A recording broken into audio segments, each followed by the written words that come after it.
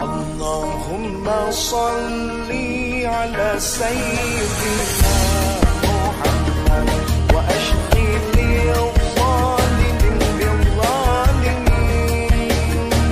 wa akhrijna min bainihim salimin wa ala alihi wa sahbihi ajma'in. Sallallahu rabbuna ala nuril mubin Ahmad al-Mustafa sayyidil mursalin wa ala alihi wa sahbihi ajma'in wa ala alihi wa sahbihi ajma'in. Bismillahirrahmanirrahim. Alhamdulillahirabbil alamin. Wassalatu wassalamu ala asyrafil anbiya'i wal mursalin sayyidina wa habibina wa sayyidina wa maulana Muhammadin wa ala alihi wa sahbihi ajma'in. Amma ba'du, qala Allah ta'ala fi kitabihi al-karim wa huwa asdaqul qa'ilin. Rabbi sholli wa yassir li amri wa hlul 'uqdatam min lisani yafqahu qawli. Rabbi yassir wa la tu'assir wa bitamim bi khair. Subhanaka la ilma lana illa ma 'allamtana innaka antal alimul hakim. Wa la hawla wa la quwwata illa billahil aliyyil azim. Bab amri bi ada'il amanati. Takdirnya hada babu fi bayanil amri bi ada'il amanah. Ada babu, inilah sebuah bab fi bayanil amri, di dalam menjelaskan, di dalam menerangkan tentang perintah. Perintah apa? Bi ada'il amanah. Perintah di dalam menunaikan amanah. Jadi dalam bab ini akan dijelaskan dan diterangkan oleh Al-Imam An-Nawawi tentang kewajiban kita menjalankan apa? Amanah. Apa itu amanah? Nanti yang perlu kita tahu itu. Apa yang dimaksud dengan amanah? Apa? Kepercayaan. Apa lagi? Titipan. Jadi amanah itu ada kitab namanya Al-Ubudiyah, dikarang oleh seorang ulama besar bernama Syekh Al-Khofawi. Beliau menyatakan bahwa amanah itu adalah segala sesuatu yang diwajibkan oleh Allah adalah amanah. Segala sesuatu yang diwajibkan oleh Allah adalah amanah. Wajibnya dua, wajib menjalankan yang wajib fardu, ada wajib meninggalkan larangan Allah. Pokoknya segala sesuatu yang diwajibkan oleh Allah itu disebut dengan apa? Amanah. Tapi pengertian secara lugawi kita sering dengar bahwa segala sesuatu yang dititipkan dan dipercayakan kepada kita dari seseorang itu namanya amanah. Nah, ternyata amanah dalam hukum Islam adalah wajib kita jalankan, wajib kita tunaikan. Berdosa kita kalau seandainya tidak menjalankan amanah. Ya, tidak menjalankan amanah dosa juga, namanya berkhianat. Dan khianat itu dosa yang sangat besar. Nah, Imam Nawawi mencoba memberikan arahan kepada kita, karena pada hakikatnya manusia ini dia membawa amanah dari Allah. Makanya harus dijelaskan, harus digambarkan tentang perintah-perintah menjalankan dengan amanah. Bersyukur benar juga. Ya, Allah Subhanahu wa taala yang memberikan gambaran kepada kita tentang bahwa amanah itu adalah merupakan kewajiban kita untuk kita jalankan. Berdosa kita kalau tidak menjalankan. Nah, bab ini diawali oleh Al-Imam An-Nawawi, yakni firman Allah Subhanahu wa taala, qala Allah Ta'ala, innallaha ya'murukum an tuwaddu al-amanati ila ahliha. Jadi kata Allah Subhanahu wa taala, innallaha, sesungguhnya Allah Subhanahu wa taala ya'murukum, memerintahkan dia oleh Allah Subhanahu wa taala kepada kamu sekalian, orang-orang yang beriman, diperintahkan oleh Allah. Innallaha ya'murukum, sesungguhnya Allah Subhanahu wa taala ya'murukum, memerintahkan dia Allah Subhanahu wa taala kepada kamu sekalian. Memerintahkan untuk apa? Antuwatul amanati, bahwasanya engkau menyerahkan, menunaikan amanah itu ila ahliha, kepada yang berhak menerima amanah. Jangan kita berikan amanah kepada orang yang memang bukan berhak menerima apa? Amanah. Dia tidak akan mampu menjalankannya, dia tidak akan bisa. Makanya harus diserahkan amanah. Apabila kita ingin menyerahkan amanah kepada orang lain, ya'murukum, Allah memerintahkan kepada kamu sekalian untuk menyerahkan amanah itu kepada siapa? Kepada siapa? Kepada ahlinya, kepada orang yang berhak menerima amanah. Kalau orang yang berhak menerima amanah, dia Allah sudah tahu bahwa dia mampu tidak? Dia mampu kan? Dia mampu. Tapi kalau diserahkannya kepada orang yang bukan ahlinya, bukan yang berhak menerima itu, maka dia tidak akan mampu. Maka kata Nabi, fantazil sa'ah, kalau seandainya engkau serahkan amanah kepada orang yang bukan ahlinya, tunggu masa kehancurannya ada. Karena diserahinnya kepada siapa? Orang yang bukan ahlinya. Jadi harus diserahkannya itu kepada orang yang ahlinya. Apapun itu amanahnya, sekecil apapun bentuk amanahnya, Allah berikan kepada kita amanah. Karena Allah kasih kemampuan kita. Allah berikan itu semua, ada solusinya. Allah pasti kasihkan. Gak mungkin Allah berikan itu. Maaf, gak mungkin orang bikin gembok kalau gak bikin apa itu? Kuncinya. Setiap orang bikin gembok pasti bikin apa? Kuncinya. Gembok mau dibuka pakai apa? Guru ngajar, ngasih soal. Guru ngajar, ngasih soal itu. Ya. Kira-kira soalnya gurunya udah tahu jawabannya belum? Udah tahu belum? Gak mungkin guru memberikan soal yang dia sendiri gak tahu jawabannya. Artinya apa? Setiap Allah memberikan masalah kepada kita, pasti ada solusi. Dan Allah berikan itu kepada kita. Amanah yang diberikan kepada kita, ujian cobaan yang Allah berikan kepada kita, itu Allah Maha mengetahui. Zalim Allah kalau seandainya Allah memberikan amanah kepada kita yang kita tidak mampu melakukannya. Namanya Allah la yukallifullahu nafsan illa wus'aha. Nah, jadi amanah itu, andai kata kita memberikan amanah, contoh Allah memberikan amanah kepada orang yang memang berhak menerima amanah itu. Gak mungkin Allah berikan amanah itu kepada orang yang tidak mampu melakukan amanah tersebut. Paham maksudnya? Pasti Allah berikan. Begitu juga kita. Allah perintahkan. Apa kata Allah? Innallaha ya'murukum. Sesungguhnya Allah, ada harfu taukid. Allah awali ayat ini dengan penegasan. Sesungguhnya Allah Subhanahu wa taala ya'murukum, yakni Dia Allah Subhanahu wa taala memerintahkan kepada kamu sekalian.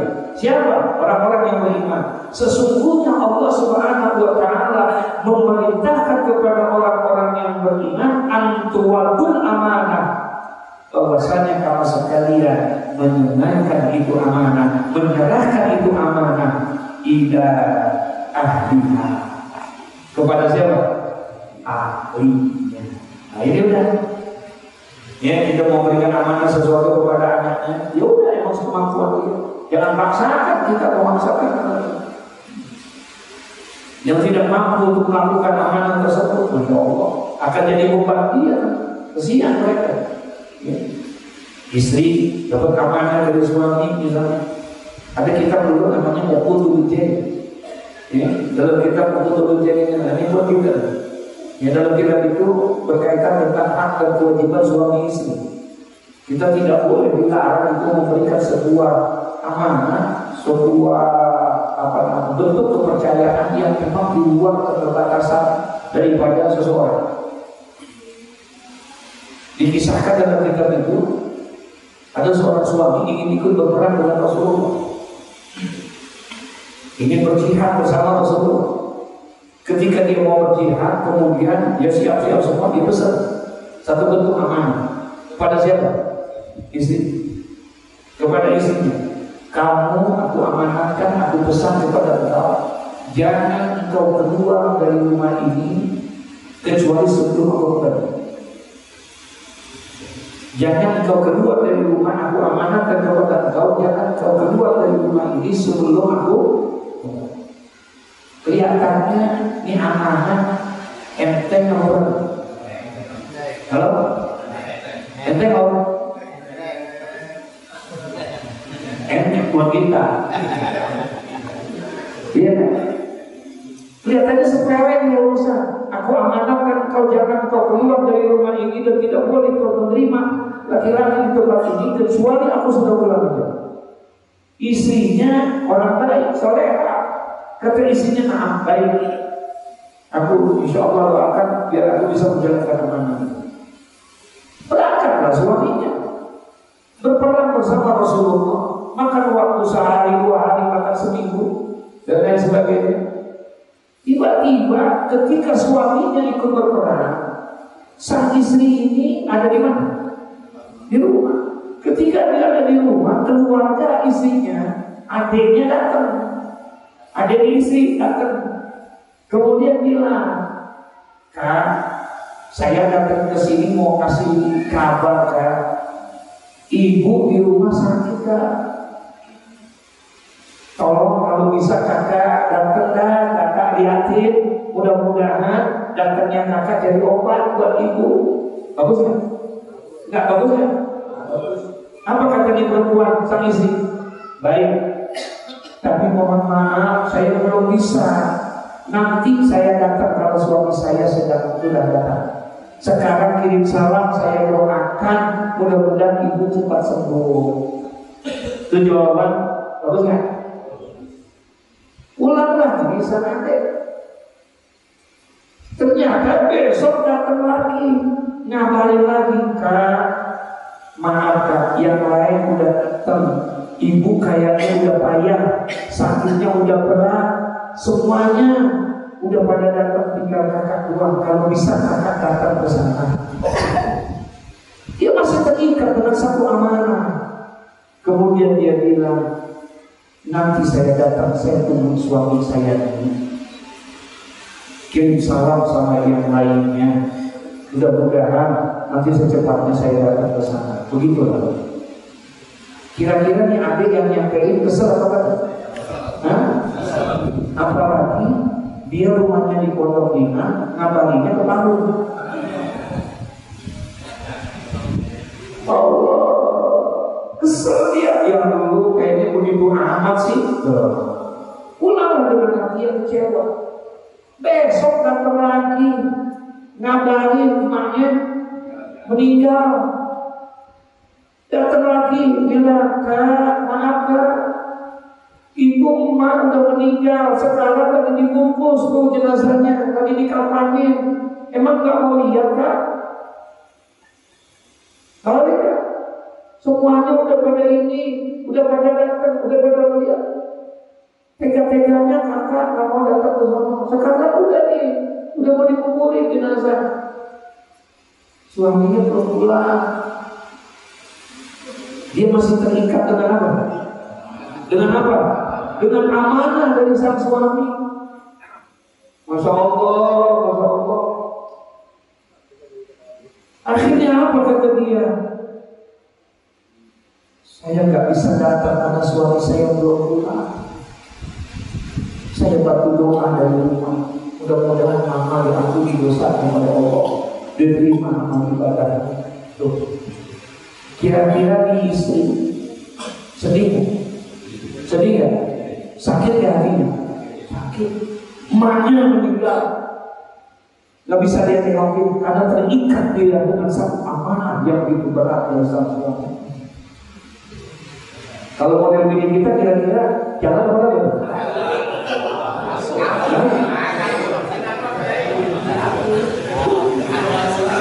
Emang mau pikir?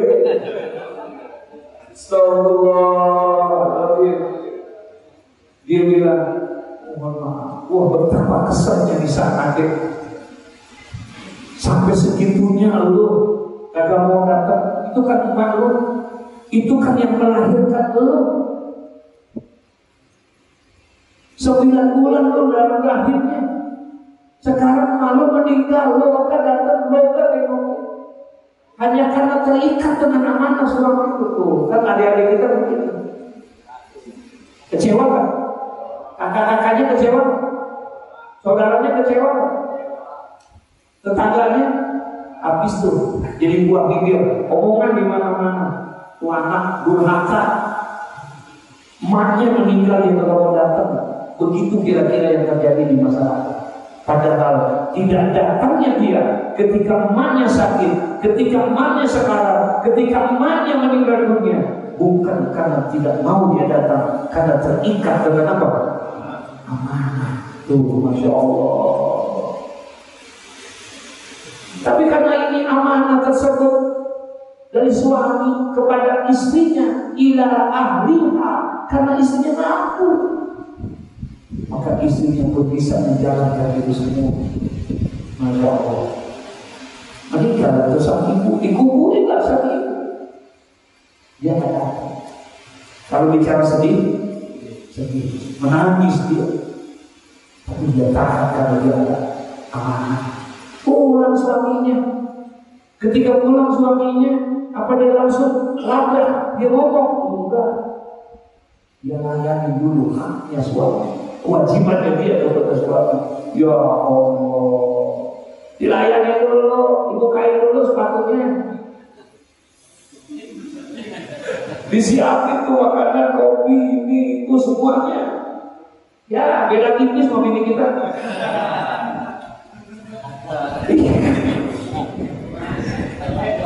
Astagfirullahaladzim. Udah selesai, besok baru dia ngomong, Pak, maaf ya Pak, alhamdulillah Pak, amanah yang abang titipkan ke saya, dengan doa abang, alhamdulillah saya diberikan kekuatan Pak. Tidak sejengkal tanah pun saya keluar dari rumah, tidak ada satu orang pun laki-laki yang datang. Alhamdulillah saya bersyukur saya bisa menjalankan amanah. Kira-kira suaminya bangga? Bangga? Bangga, senang. Alhamdulillah engkau istri yang salehah, taat kepada suami. Masya Allah. Makanya wajib setia itu bukan sama suami.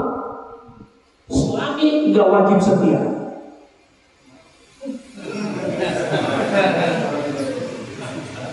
Yang wajib setia istri. Suami nggak ada wajib setia.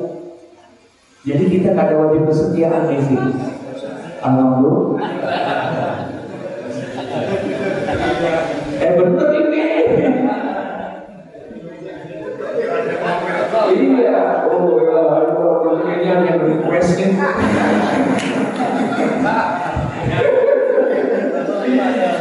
Jadi suami tidak wajib apa?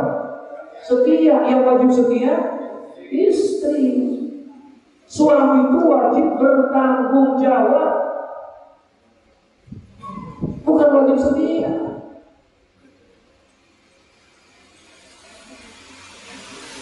Apabila ada seorang suami berbuat dosa,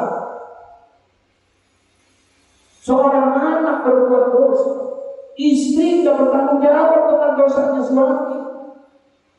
Istri tidak bertanggung jawab dengan dosa anak-anaknya. Paham maksudnya? Enggak, dia tidak bertanggung jawab. Suaminya bermaksiat, judi, ini, itu, gak mau sembahyang, dan dia tidak bertanggung jawab sama istri.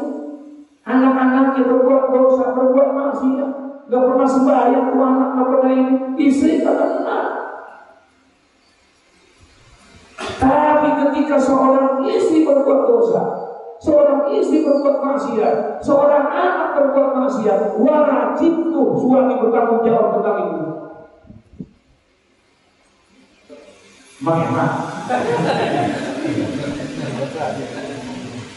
Tuh. Di situ wajibnya kita. Makanya nggak wajib setia. Yang wajib setia itu seorang istri, dia harus taat seperti itu kan. Banyak suaminya ketika mendengar, oh amanah yang saya titipkan kepada kamu tidak dilanggar oleh kamu, bersyukur saya punya istri yang soleha. Banyak dia, tapi ketika itu suami istrinya bilang, Pak, mohon izin ya Pak, boleh nggak saya cerita? Kenapa? Ketika abang menyampaikan amanah itu, jangan kau keluar dari rumah sebelum engkau pulang. Jangan ada laki-laki sebelum datang sebelum aku pulang. Aku jalani itu, tapi ketahuilah bahwa ketika abang pergi berjuang bersama Rasulullah, satu hari kemudian adik saya datang ke rumah saya. Kemudian dia mengatakan, ibu saya sakit Pak. Saya tidak datang karena saya terikat dengan amanah dari Allah. Besoknya dia datang, dia kabarin, ibu saya dalam keadaan sekarang. Saya pun tidak datang Pak. Siapa yang tidak sedih? Ibunya sekarang, tapi dia tidak datang. Saya tidak bisa datang karena saya terikat dengan amanah Allah. Bahkan ketika adik saya datang mengatakan ibu saya meninggal dunia, yang melahirkan saya 9 bulan saya ada di dalam rahimnya, tapi ternyata saya tidak datang karena saya terikat dengan amanah dari Allah. Ini yang perlu saya sampaikan kepada Allah. Masya Allah. Nangis ini sang suami. Apa kata sang suami? Maafkan aku. Ayo ikut aku. Dibawalah istrinya. Kemana? Ke rumah Rasulullah. Dibawa sang istri ini ke rumah Rasulullah. Kemudian diceritakanlah hal ihwal itu semua. Apa kata Rasulullah? Dengan bangganya, dengan senyumnya Rasulullah mengatakan, apa kata sang Nabi kepada suami istri itu? Ketahuilah oleh engkau, dosa dari sang ibu yang meninggal itu telah diampuni dosanya oleh Allah Subhanahu wa Ta'ala, karena dia punya anak menjadi istri yang taat kepada suami. Paham maksudnya? Dia dibayangin enggak? Di istri dibayangin enggak? Dia datang enggak? Waktu sakit dia jenguk enggak? Mungkin adiknya, kakaknya, semua mengata-ngatain dia. Keluarganya, tetangganya, semua mencemoohkan dia. Karena dia tidak datang. Tapi ternyata tidak datangnya dia karena menjalankan apa? Amanah. Dosa sang ibu-ibu diampuni karena punya anak menjadi orang yang baik seperti itu. Subhanallah. Begitu amanah. Ini yang disampaikan kata Allah, Inna Allah ya'murukum an tu'addul amanah ila ahliha. Harus kepada siapa? Ahlinya. Gak bisa kita Allah sudah tahu bahwa orang perempuan itu mampu, maka diberikan amanah. Wa qala Allah Ta'ala fi ayat ukhra. Kemudian di ayat selanjutnya Allah berfirman, apa kata Allah? Inna aradna al-amanata ala samawat wal ard wal jibal fa'abaina an yahdilnaha wa asfaqna minha. Tapi wa hamalaha al-insan innahu kana zaluman jahula. Nih, begitu tandasnya Allah bilang inna aradnal amanah. Sesungguhnya kata Allah, aradna, kami, Allah sebagai bentuk ta'zim, menghormati. Padahal kami itu menunjukkan satu atau banyak orang. Hah? Satu atau banyak orang? Banyak orang. Kami kenapa aradna di sini? Ya, tidak bilang aradtu, misalnya Allah mengatakan, tapi di sini Allah bilang inna aradna al-amanah. Jadi maf'ul daripada Allah. Inna aradna al-amanah, sesungguhnya kami telah menyerahkan amanah. Aku telah titipkan ini amanah kepada siapa? Alas samawat, kepada langit-langit. Yang 7 langit itu, 7 lapisan langit aku berikan amanahnya. Aku serahkan ini amanah. Wal ardh, dan juga aku serahkan kepada 7 lapisan bumi. Aku berikan amanah. Wal jibal, dan juga aku berikan ini amanah kepada gunung-gunung semua. Allah sudah kasih kepada para langit-langit itu amanah itu. Allah juga sudah kasih amanah itu kepada bumi. Allah juga sudah kasih amanah itu kepada alam, gunung semua. Tapi ketika mereka menyerahkan itu dengan mengakui kemampuan kesadarannya langit, bumi, gunung, mereka fa'abaina, mereka pun menolak daripada amanah itu karena dia sadar dia tidak apa? Dia tidak mampu.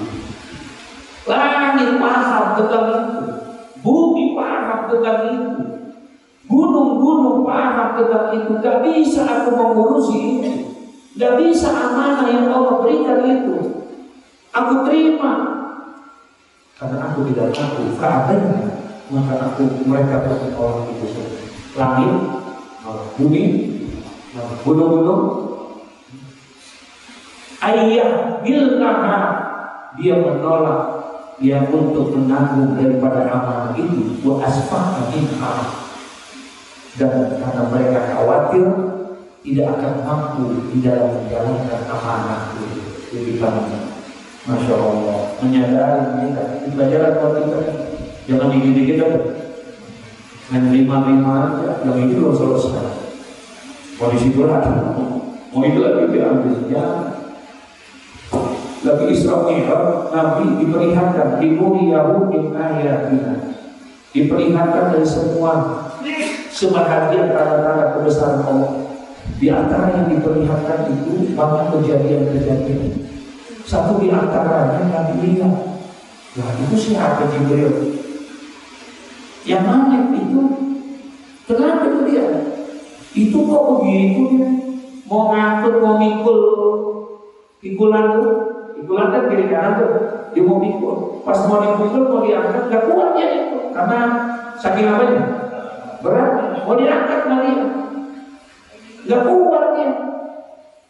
Tapi lihat tuh, ada orang model itu gak kuat. Tapi anehnya, udah gak kuat. Tuh pikulan kan. Diambil lagi beban berat, ditambah lagi itu beratnya kepada itu pikulan. Paham nggak maksudnya? Seharusnya dia apa? Dikurangi, kalau dia apa? Ditambah lagi, diangkat lagi, buat apa gitu? Nggak kuat. Ditambah lagi, diambil lagi, ditambah lagi, ditambahin lagi, diangkat lagi. Jadi Nabi nanya, mana udah ya Jibril itu siapa Jibril?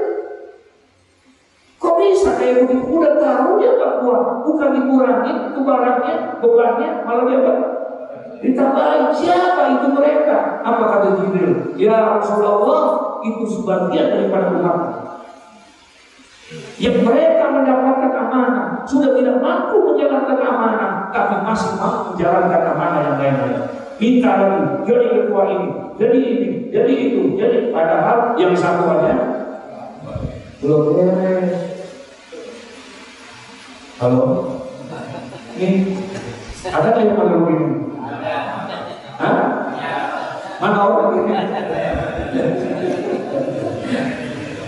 Udah tahu gak mampu, masih ada jalan. Ya Rabbana, harus nyadari diri kita. Emang gak bisa ngomong, emang gak mampu. Langit diperintahin ngomong, dikasih amanah. Bukan manusia lagi yang dikasih, siapa? Langit. Bumi dikasih sama Allah, itu amanah. Karena dia lihat bahwa yang namanya langit begitu luar biasa, dia bisa menutupi dunia hanya karena dengan keteduhan langit. Bumi bisa menjaga itu semua. Dites Allah. Tapi langit menyadari tidak mampu dia. Sadar, maaf ya Allah, saya tidak mampu. Saya takut, saya khawatir, saya berkhianat dengan amanah yang kau berikan. Enggak mampu, ngaku mampu. Paham maksudnya? Enggak berani Pak. Ayyahdirnaha wa asbaqna minha. Bahwasanya mereka itu menolak untuk memikul amanah itu. Langit menolak, bumi menolak, gunung-gunung menolak. Wa asbaqna minha, karena khawatir mereka tidak akan mampu dan mengingkari nanti daripada amanah itu. Dia ngaku sebelumnya, dia jujur karena dia tidak mampu. Paham? Tapi wa hamalah hal insan. Ya Rabbana, datang yang namanya siapa? Wa hamalah hal insan. Ditawari dengan manusia, dia langsung pikul itu amanah. Ya, saya terima itu.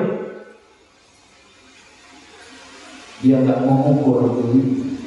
Buatan pada hal insan, maka dipikullah amanah itu oleh siapa? Manusia. Ditutup ayat itu, innahu kana zaluman jahula. Tidak ada innahu, ada kana. Innahu kana zaluman jahula. Padahal sesungguhnya siapa? Al-insan, manusia adalah orang-orang yang zalim dan orang-orang yang sangat bodoh. Padahal manusia itu zalim. Manusia itu sebahagian adalah ada kana, berarti tidak semuanya zaluman. Jahula.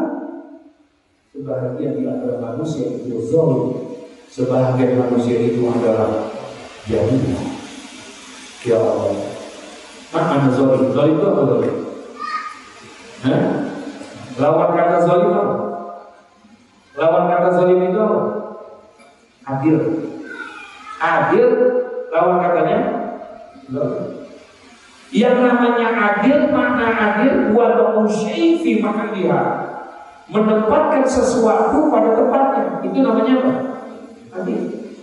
Tapi yang namanya zalim wa syai' fi ghairi mahalliha, menempatkan sesuatu bukan tempatnya, zalim. Ya, zalim. Kalau adil menempatkan sesuatu pada tempatnya, pintu emang tempatnya masuk, emang tempatnya keluar. Orang masuk lewat pintu, keluar lewat pintu. Adil namanya itu orang bisa menempatkan sesuatu pada tempatnya. Tapi kalau ada orang masuk lewat pintu, keluar lewat jendela, zalim juga. Manusia ini zalim, dikasih amanah, akhirnya dia berbuat zalim. Kekuasaan yang dia pegang, akhirnya dia berbuat zalim. Punya kekuasaan bisa ini, akhirnya apa yang terjadi? Banyak hal-hal yang masya Allah bisa dijual, ini dijual, ini dijual, itu dijual, semuanya mumpung. Inilah yang terjadi. Jauhlah, dan mereka juga adalah orang-orang yang bodoh. Ya, kalau bodoh doang, ya masih tidak penting sih. Emang nggak boleh juga kita jadi orang bodoh. Ya, untuk orang bodoh, kalau orang bodoh apa? Apa bodoh? Tolong. Tahu tolong ya? Hah? Bego. Tahu bego? Goblok. Tahu goblok? Minum es ditiup. Dia pikir anak padahal kata Syekh Imam Syekh Junaidi dalam kitab Minhajul Abidin dituliskan di akhir kitab itu al-khalqu kulluhum mauta illa ulama wal ulama kulluhum niyamun illa al-amilin wal amiluna kulluhum muhtadin illa mukhlisun. Masya Allah, indah banget tuh Allah. Ditulis di situ al-khalqu kulluhum mauta. Manusia pada hakikatnya dianggap mati, mauta. Manusia pada hakikatnya dianggap apa? Mati. Illa ulama, kecuali orang yang berilmu. Artinya kalau dia hidup sehat badannya, gede badannya, otaknya kosong, kagak ada ilmunya, namanya apa? Mati. Dianggap mati tuh orang. Orang bodoh itu ada, tapi dianggap gak ada. Masih ada nggak dianggap. Saking apa nih? Nah ini ditanya-tanya kalau pendapat ini nggak ada kayak lu ngomong bego begitu lu tanya. Kata dia pengen orang apa? Al-khalqu kulluhum mauta. Al-khalqu ayat-nas. Manusia pada hakikatnya dianggap mati, kecuali orang yang berilmu. Makanya wajib kita menuntut ilmu supaya apa? Supaya kita jangan dianggap apa? Mati orang. Ini mati yang ini, agar bisa fungsinya apa-apa, hanya berbuat apa-apa. Ya. Kecuali orang yang berilmu. Tapi dilanjutin itu wal ulama kulluhum niyamun. Dan ulama itu, orang yang berilmu itu dianggap tidur. Ilal amili, kecuali orang yang mengamalkan ilmu. Orang hidup yang punya ilmu disebut apa? Mati. Orang yang berilmu yang mengamalkan ilmunya dianggap itu. Kalau bicara ilmu, ada banyak ilmunya, tapi nggak ngamalin. Paham ya? Dia nggak mengamalkan. Jangan lagi buat orang lain, buat dirinya aja dia nggak ngamalin, dianggap tidur. Tidur namanya orang tidur, dia jangan diajak lah. Emang lagi apa? Tidur. Wal amiluna muhtadin illa mukhlisun. Dan yang terakhir, orang yang mengamalkan ilmunya dianggap orang yang rugi, dianggap orang yang hina, illa mukhlisun, kecuali orang yang apa? Kuncinya itu mengamalkan ilmu. Kalau dia tidak ikhlas, maka dia akan dianggap orang yang rugi di hadapan Allah. Punya ilmu, tidak mengamalkan, dianggap tidur. Hidup, tidak punya ilmu, dianggap karena bodoh. Manusia zaluman jahilun. Sebahagian di antara mereka manusia itu ada yang bodoh, ada yang berbuat zalim. Tapi dengan bangganya dia menerima apa? Amal-amal. Padahal mampu tak? Padahal dia tak mampu untuk menjalankan itu saja. Ya, Masya Allah. Di awal bab ini oleh Imam Nawawi begitu landasan dengan ayat Al-Quran. Al-Hadisul Awal. Nah, hadis yang berkaitan tentang bab masalah apa? Al-Hadisul Awal an Abi Hurairah radhiyallahu anhu yakni hadis dari Sayyidina Abi Hurairah radhiyallahu anhu, semoga Allah memberikan keridhaan kepadanya, anna Rasulullah sallallahu alaihi wasallam, bahwa sesungguhnya Rasulullah sallallahu alaihi wasallam bersabda, qala, berkata Rasulullah, ayatul munafiqi salafun, ada daripada orang-orang apa? Munafik. Salafun, ada 3. Cukup orang itu disebut sebagai apa? Munafik kalau dia punya 3 nih. Ya. Yang pertama kata Nabi, iza haddasa kadzaba. Apabila berbicara selalu apa? Bohong. Saya kalau datang pagi sini orang jujur semua, nggak pernah bohong. Insya sekarang malah ngaji. Iza hadasa, apabila berbicara, hadasa selalu berbicara. Apabila dia berbicara, kadzaba, selalu bohong. Artinya kagak pernah jujur berbohong, selalu apa? Bohong. Udah ngukangin. Bohongnya udah apa? Emang udah kerjaannya membohong, itu yang maksudnya. Kalau kita udah ngukangin belum juga kali ya, insya Allah. Tapi pernah bohong nggak?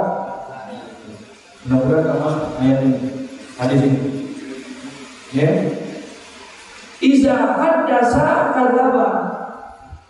Itu ciri yang pertama. Orang yang munafik kalau ngomong selalu berbohong. Kadang-kadang ya selalu dia berbohong. Insya Allah. Siapapun dia, maka dia dianggap sebagai apa? Munafik. Mau rakyat biasa ke, mau yang punya jabatan ke, yang tidak punya jabatan ke, yang kaya ke, yang miskin, kalau dia berbohong, suka berbohong, selalu berbohong, maka dia termasuk orang nanti. Makanya orang yang berbohong itu, masya Allah, Allah paling benci, apalagi pemimpin. Ya, pemimpin yang suka bohong, ada nggak? Di dunia ini ada nggak pemimpin yang suka berbohong? Masya Allah, salah satu, la yukallimuhumullahu yawmal qiyamah, wa la yanzuru ilaihim, wa la yuzakkihim, wa lahum azabun alim. Allahu Akbar. 3 kata, salah satu 3 kelompok manusia, la yukallimuhumullahu yawmal qiyamah, di mana nanti pada hari kiamat Allah tidak mau bicara sama 3 orang ini. Wala yanzuru ilaihim, Allah pun tak mau lihat orang ini. Ngomong-ngomongan ketemu Allah, dicuekin Allah. Wala yuzakkihim, dan Allah tidak ampuni dia dosa-dosa. Walahum azabun alim, dan bagi mereka 3 kelompok itu azabun alim. Beda, azabun alim, azab aja udah sakit, merupakan siksa yang sangat berat azabnya, apalagi ditambahin alim. Ada 3 kelompok manusia yang Allah tidak mau ketemu, Allah tidak mau bicara sama dia, Allah tidak akan ampuni dosanya, dan Allah akan berikan azab yang sangat pedih buat orang ini. Ada berapa? 3. Yang pertama katanya Syekhun Zani, maaf, orang tua yang masih suka berbuat dosa, orang tua yang masih suka berbuat maksiat, umurnya udah tua masih suka maksiat. Nauzubillah. Allah benci banget tuh orang yang begitu. Sama anak muda yang berbuat maksiat Allah benci. Apalagi sama orang tua yang berbuat maksiat. Sama orang tua yang ibadah Allah senang. Ada orang tua ibadah Allah senang.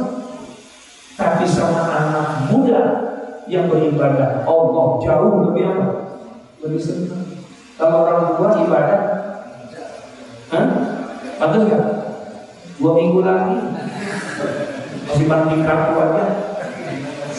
La ilaha illallah.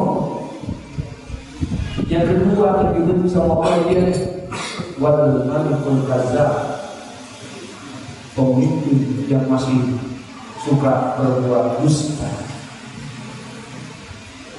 Allah benci sama dia. Allah tidak mau ketemu sama dia.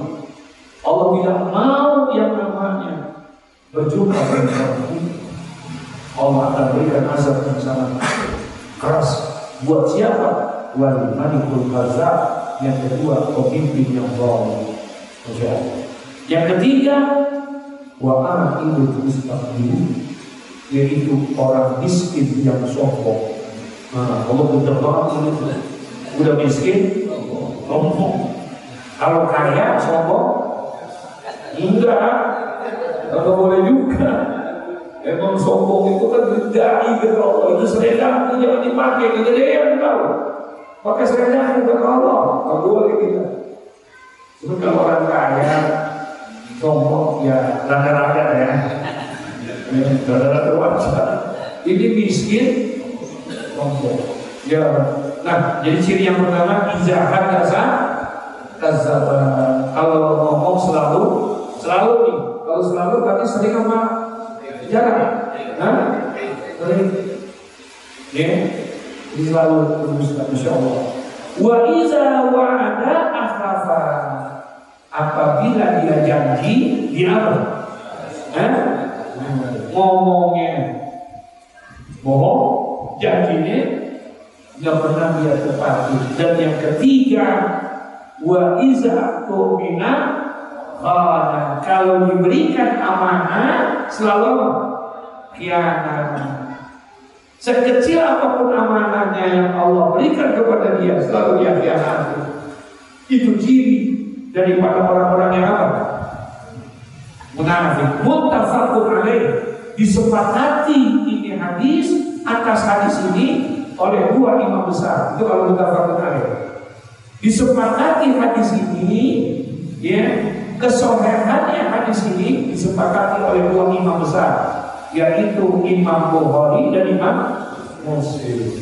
Wa fi riwayatin, di dalam riwayat yang lain kita bahin iza hadasa kazaba wa iza wa'ada akhlafa wa iza tu'mina khana. Kita bahin dalam riwayat yang lain wa in shoma wa shalla wa za'ama annahu muslim. Tetap orang itu akan dianggap munafik. Wa in shoma, sekalipun dia puasa, puasanya bukan hanya Ramadan, dia puasa Senin Kamis, bagus gak? Bahkan bukan hanya Senin Kamis, dia puasa Yaumul Bid 13, 14, 15, setiap tanggal itu puasa. Bahkan dia puasa Nabi Allah Daud, sehari puasa, sehari raya, bagus itu. Tapi 3 ini ada dalam diri dia. Paham? Kalau ngomong bohong, kalau janji dia ingat, kalau dikasih amanah, wa in shoma, sekalipun orang itu berpuasa, wa shalla, sekalipun orang itu sembahyang, bukan hanya 5 waktu sembahyangnya, tahajud gak pernah tinggal, duha selalu dijalani, hitam tidaknya, kebanyakan sujud, tapi 3 penyakit ini ada dalam diri dia, fahuwa munafik. Maka orang itu adalah munafik. Sembahyang gak? Puasa gak? Masya Allah. Bahkan kata Nabi, wa za'ama annahu muslim. Padahal dia mengaku anak muslim, saya seorang muslim. Ini kata saya muslim, ini kata keluarga saya muslim, semua identitas saya menunjukkan muslim. Sekalipun kau mengaku dirimu sebagai seorang muslim, sekalipun kau melaksanakan sholat yang luar biasa, tapi 3 penyakit ini ada dalam dirimu, bicara selalu berdusta, janji selalu mengingkari, amanah selalu dikhianati, bahwa munafik, maka engkau gak masuk Allah. Munafik, dan tidak ada tempat buat orang munafik kecuali adalah di kerannya di neraka, di tempat yang paling. Masya Allah, alhamdulillah. Ya, inilah gambaran kenapa Imam Nawawi mencantumkan bab salah satu di antara kumpulan hadis yang dituliskan oleh beliau susun ini dalam satu bab khusus, yaitu bil amri bi adain amanah. Ada satu perintah kita untuk menunaikan dan menjalankan apa? Amanah yang sudah Allah berikan kepada kita semua. Ya, insya Allah. Al-hadis Islami ila akhir Allah wa a'lam bishawab. Yang mudah-mudahan bermanfaat bagi Al-Fatihah. Allahumma salli ala sayyidina